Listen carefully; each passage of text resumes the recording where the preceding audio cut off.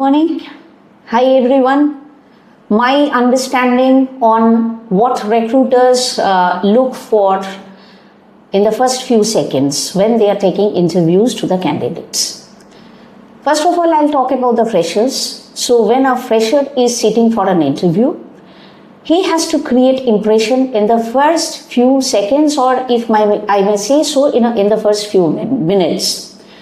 The very first question that is asked is introduce yourself, and in the introduction part, if the candidate can explain it very clearly with proper clarity, that creates a positive impact on the recruiter's mind.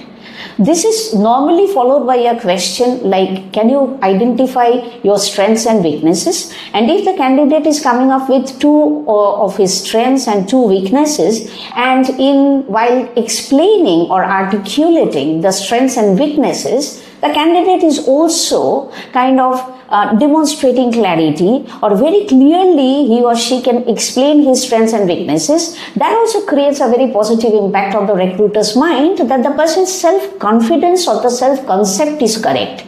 In the meantime, when the person or the candidate is talking to the interviewer or the recruiter is also judging the behavioral aspects. For example, whether the candidate is talking with humility and also with confidence, whether the candidate is having proper body language, proper eye contact. So these are also creating positive impact on the recruiter's mind. With this, in the very first few seconds or few minutes, the recruiter makes up his mind whether to select the candidate or not. If he decides not to select the candidate, then he normally does not prefer to ask further questions which are related to the subject or domain knowledge, etc. So the students should be very careful who are sitting for the interview for the first time. Within the first few minutes, they have to create this sort of an impression on the recruiter's mind. Thank you.